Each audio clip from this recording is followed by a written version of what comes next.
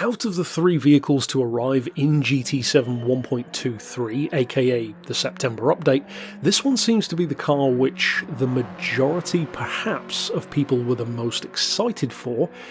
Arguable between this and the Volkswagen, but I would say probably this one, and from what I've seen at least, definitely is the one of the 3 that the most people have been happy with after trying them in the game, because of the fact that the Volkswagen, as you can see in the comments of my review for it, is not that great in, normal career mode, quote-unquote, events, because of the battery, because of the limitations, etc. Well, of course, this vehicle doesn't have any such restrictions, so for those who maybe haven't logged back into the game, what does this Silvia bring to the table? What's the good stuff? What's maybe the bad stuff?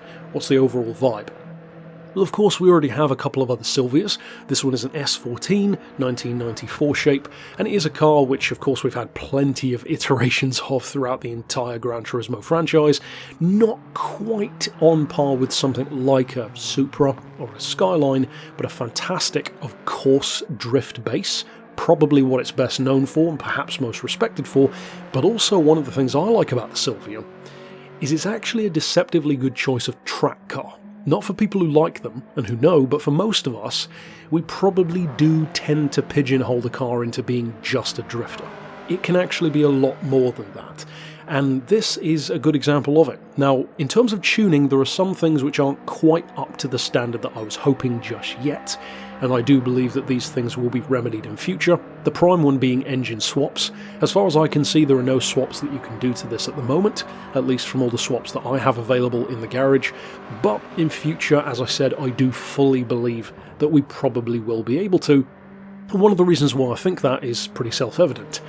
Both of the other major Silvias, the S15 and the S13, do have engine swap options, and especially the S13 is an absolute missile in a straight line, one of the quickest road cars in the game in fact, so I do believe we'll probably have a similar scenario with this, depending of course on what engine you can drop into it.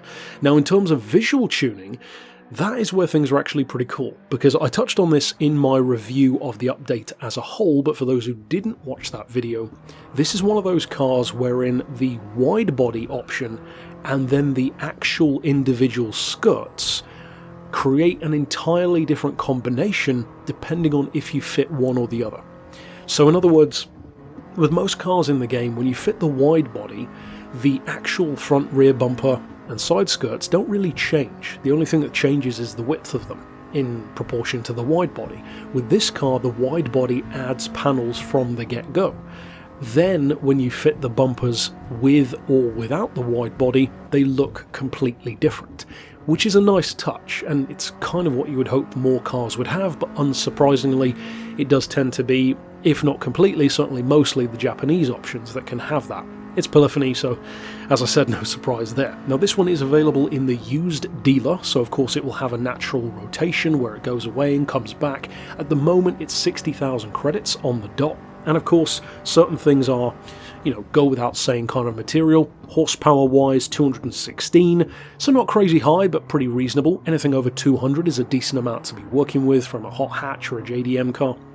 The weight is quite modest, again, no surprise for a Japanese car, 1220 kilos, of course, front engine, rear wheel drive, and turbo aspirated. The point level is pretty modest, 476.8, so quite low, probably about what you'd expect, and the one which I'm driving here has just 1 or 2 modifications. I fitted the wide body, I fitted some of the body upgrades themselves, like the wings and the skirts, and then I put it on race suspension with the lowest ride height and a racing exhaust, and that was about it. That pushed it to, I think, something like 510, 520 points, something like that, so not a crazy difference. And immediately when I drove this completely stock, after getting it in the update and then driving it with these very minor upgrades, it immediately was responsive to that. Even though even with this race exhaust it's still only like a 230 horsepower car, but the suspension differences, the wide body, immediately make a drastic change.